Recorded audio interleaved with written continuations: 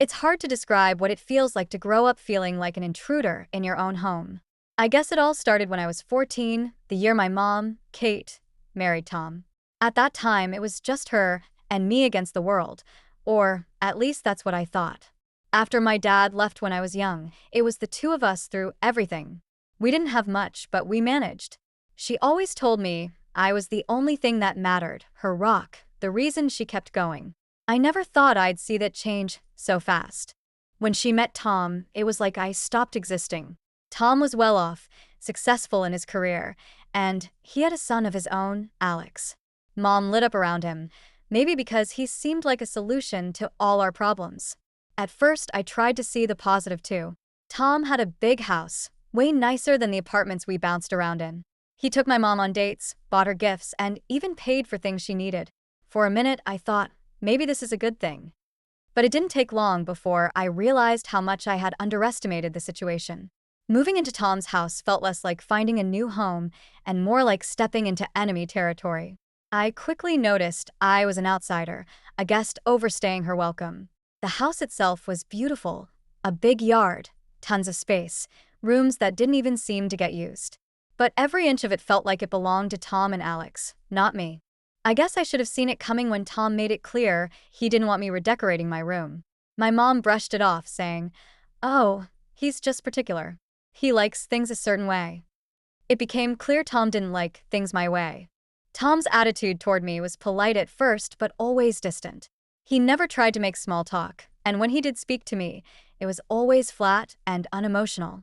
"No, how was your day?" Or "How's school going?" "Just don't leave your shoes in the hall or make sure you turn off the lights." I don't think he ever looked at me as anything other than Kate's kid.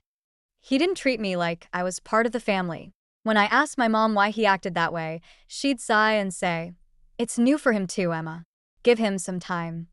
But Alex, his son, was a different story. He was only a year younger than me, and from the start, he was everything his dad wanted. Smart, athletic, popular. The kind of guy everyone seemed to gravitate toward. Meanwhile, I was more introverted.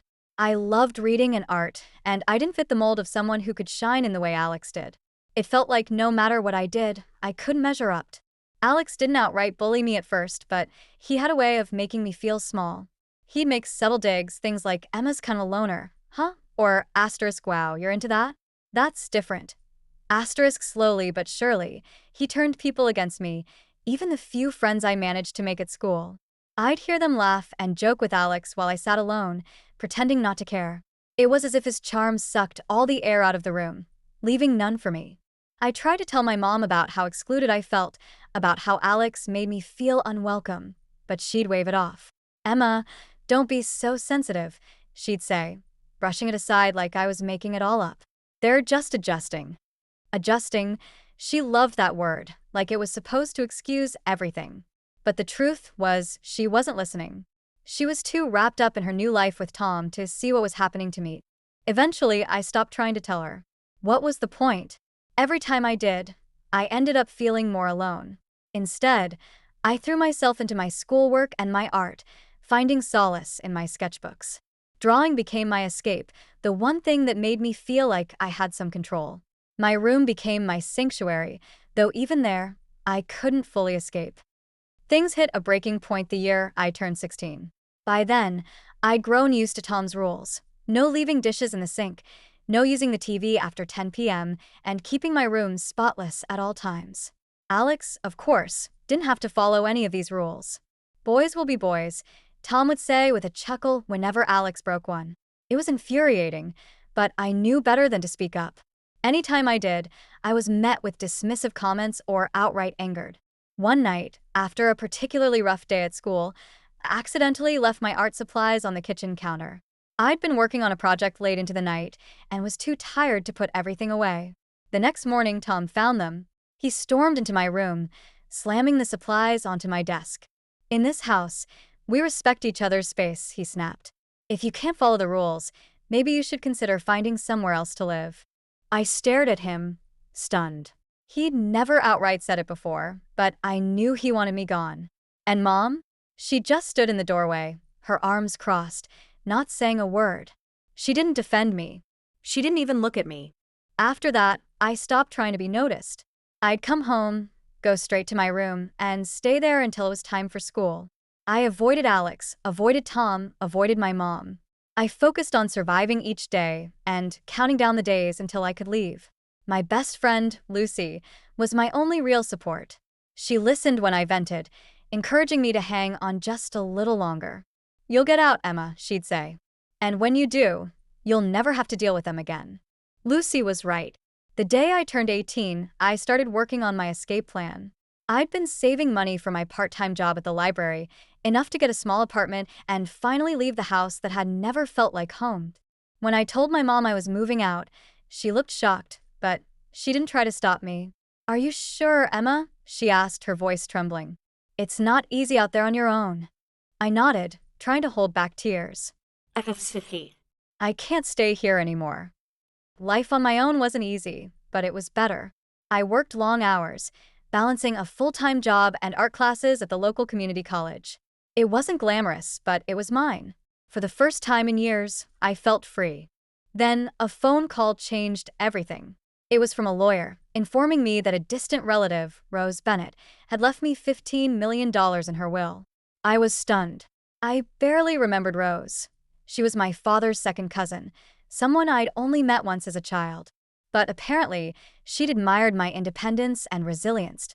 When I got off the phone, I couldn't stop crying. Not because of the money, but because it felt like, for the first time, someone saw me, valued me. This wasn't something I had to fight for or prove I deserved. It was simply given to me. Word got out about the inheritance, and that's when the calls started. First from Mom, then from Tom, then from Alex. Suddenly, I was no longer the forgotten stepdaughter. Now, I was a potential lifeline. "Emma, we need to talk," Mom said during one of her calls, her voice unusually soft. "The house needs repairs, and Liam's education is so expensive. Maybe you could help, just a little." I knew what she was doing.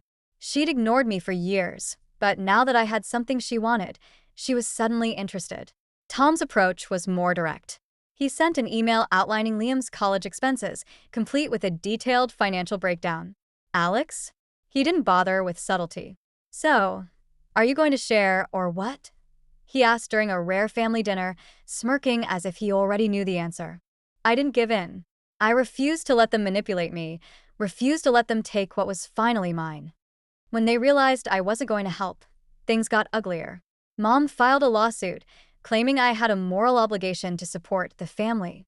Tom and Alex backed her up, painting me as selfish and ungrateful. But their case fell apart quickly. My lawyer dismantled their arguments, proving that they'd provided little to no support for me in years. The judge dismissed the case, and I walked out of that courtroom feeling like I'd finally won, not just legally, but emotionally. I wasn't their scapegoat anymore. With the inheritance, I built a life I could be proud of. I traveled, pursued my art, and surrounded myself with people who genuinely cared about me. Lucy was still by my side, and I made new friends who became my chosen family. I realized that family isn't about blood or obligation. It's about love, respect, and support. And for the first time, I had that not from the people who raised me, but from the ones who truly saw me.